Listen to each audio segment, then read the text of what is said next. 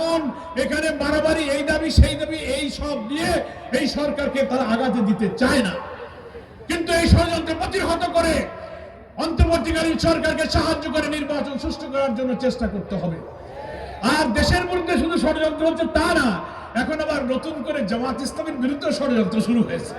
করে আওয়ামী লীগের লোকেরা যে ভাষায় কথা বলতো, যে ভাষায় সমালোচনা করত, সেই আওয়ামী স্টাইলে আমাদের বিরুদ্ধে কথা শুরু হয়েছে। তাহলে বোঝা যায় যারা কেউ কেউ এই বিরোধিতা করেন তাদের সাথে কাদের যোগাযোগ, কি তাদের উদ্দেশ্য। আবার কেউ পতিত ফ্যাসিস্টদেরকে আবার রাজনীতিতে সুযোগ করে দিতে চান আপনারা। আমরা যেন সজাগ থাকি। সকল রাজনৈতিক দলের কাছে আমাদের আপিল থাকবে। আমাদের আমিরে জামাত বলেছেন, আসুন ফ্যাসিবাদ বিরোধী আন্দোলনে আমরা যারা মাঠে ছিলাম তাদের মধ্যে যেন কোনো ঐক্য বিনষ্টকারী কোনো কথা, কোনো বক্তব্য আমরা নিজেদের মধ্যে যেন চালাচালি না করি। কি বলেন, ঠিক কিনা? বিএনপি, জামাত, সকল দল আমরা জুলাইয়ের অভ্যুত্থানের চেতনাকে ধারণ করে একটি জাতীয় ঐক্যের পরিবেশ সৃষ্টি করে যদি জাতীয় ঐক্যের মধ্য দিয়ে আমরা নির্বাচনে যেতে পারি, তাহলে আওয়ামী ফ্যাসিবাদ আগামী নির্বাচনের মধ্য দিয়ে এই রাজনীতিতে তাদেরকে জিরো করে দেওয়া যাবে, তাদেরকে ইনশাআল্লাহ রাজনীতির মাঠ থেকে বিদায় করে দেওয়া যাবে। আর আমরা যদি হানাহানি করি, ওই পতিত স্বৈরাচাররা আবার একটা সুযোগ খোঁজার চেষ্টা করবে। এই জন্য আমি সব বন্ধুদের, যেভাবে একসাথে মিলে ফ্যাসিবাদকে আমরা বিদায় করেছি, একসাথে মিলে জুলাইয়ের অভ্যুত্থানের তিনি চেয়েছিলেন উনি শুধু ক্ষমতায় থাকবেন, উনি, ওনার পরিবার, ওনার দল, ওনার সিন্ডিকেট, চাকরি বাকরি, ব্যবসা বাণিজ্য, রাজনীতি সব তার হাতে থাকবে, আর বিরোধী দল সবাইকে শেষ করে দেবে। এটার নামই তো ফ্যাসিবাদ। কি বলেন, ঠিক কিনা? এটার নামই হচ্ছে কর্তৃত্ববাদী শাসক। আমি যা বলবো সে কথাই শুনতে হবে, তোমাদের কোনো কথা হবে না।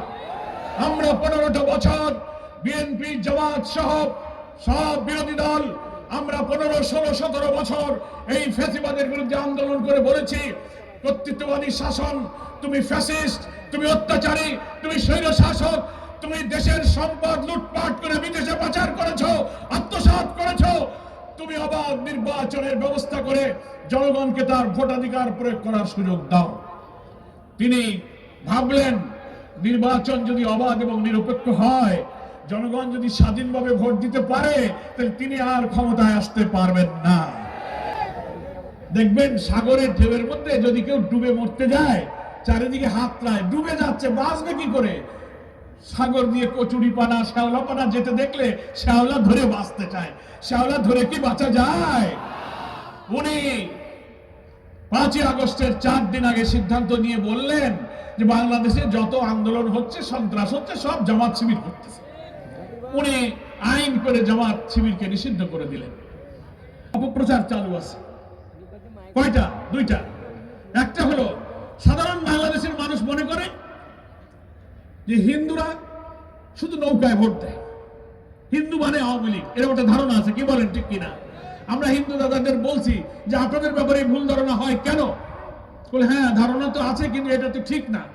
আমরা বলি তাহলে আপনাদেরকে প্রমাণ করতে হবে যে হিন্দু মানে আওয়ামী লীগ নয়, হিন্দু মানে নৌকা নয়, হিন্দুরাও কল্যাণ রাষ্ট্রের জন্য অন্য কোন দলে মার্কায় ভোট দিতে পারে, এটা হিন্দুদের প্রমাণ করতে হবে। আর একটা অপপ্রচার আছে জামাত শিবিরের বিরুদ্ধে। কি বলে? হিন্দুদের বাড়ি দখল, জমি দখল, ঘের দখল, ডিসিআর কাটা, খাল দখল, মূর্তি ভাঙ্গা, মন্দিরে হামলা করা যখন ঘটে তখন বলে সব জামাত শিবির করেছে, এই দোষ দেয়। কি বলেন, ঠিক কিনা? আমি ডুমুরিয়ার হিন্দুদের মিটিংয়ে বলেছি, আপনারা কি একটা প্রমাণ দিতে পারবেন কোন মন্দির ভাঙ্গা, কোন জমি দখল, ঘের দখল, বাড়ি দখল, হিন্দুদের উপরে অত্যাচার অবিচারে কোন জামাত শিবিরের লোকেরা জড়িত আছে? ওনারা বলে না, জামাত শিবিরের লোকেরা না। তাহলে কেন আপনারা প্রতিবাদ করেন না? কিছু হলেই আপনারা জামাত শিবিরকে দোষ দেন। আমরা হিন্দু ভাইদেরকে বলি, আমাদের প্রিয় নবী মুহাম্মদ মুস্তাফা সাল্লাল্লাহু আলাইহি ওয়াসাল্লাম পরিষ্কার ইরশাদ করে গেছেন বিদায় হজের ভাষণে, বিভিন্ন সময়ে মুসলিম শাসকদের কাছে সেই রাষ্ট্রের সমস্ত ধর্ম বর্ণের লোকদের জান মাল হচ্ছে আমানত স্বরূপ। অর্থনৈতিক, রাজনৈতিক, সামাজিক সমস্ত মানবিক অধিকার একজন মুসলমান যেমন অধিকার ভোগ করবে, একজন হিন্দু সেই সমান অধিকার ভোগ করবে। তাদের নিরাপত্তার জন্য ইসলাম এক সুমহান সাম্যের বাণী শুনিয়েছে। তাই বিগত দিনের সব অপপ্রচার মিথ্যাচার বাদ দিয়ে আসুন, জামাত ইসলামীর কল্যাণ রাষ্ট্রের সুশীতল ছায়ায় হিন্দু ভাইরাই সবচেয়ে নিরাপদ থাকবেন, আমরা সেই গ্যারান্টি দিচ্ছি। অধ্যক্ষ ইজ্জতুল্লাহ এই তালাকোলার মানুষ, দেখতে শুনতে মনে হয় উনি একজন মৌলভী সাহেব, দাড়ি টুপি হুজুর না। ইসলামী জ্ঞান এবং এলেম কালাম আল্লাহ তাকে দিয়েছেন। আধুনিক শিক্ষায় শিক্ষিত, ম্যাথমেটিক্সে ঢাকা বিশ্ববিদ্যালয়ের কৃতি ছাত্র, রাজশাহী ইউনিভার্সিটির সিনেট মেম্বার। এইখানে যারা নির্বাচন করেন, প্রার্থী হন, সকল যোগ্যতায়, সকল মেধায়, সকল গুণে ইজ্জতুল্লাহ হচ্ছে সেরা প্রার্থী হবে আমাদের ইনশাআল্লাহ। আমরা জামাত ইসলামের পক্ষ থেকে এই একজন সেরা মেধাবী, সৎ এবং জনগণের সেবক, নিরহংকার মানুষকে তারা করার দেওয়ার জন্য জামাতের পক্ষ থেকে আজকে আমরা উপহার দিয়ে গেলাম। আপনারা উপহার গ্রহণ করলেন। আপনাদের কাছে আমরা ইজ্জতুল্লাহকে উপহার দিয়ে যেতে চাই। আমরা মনে করি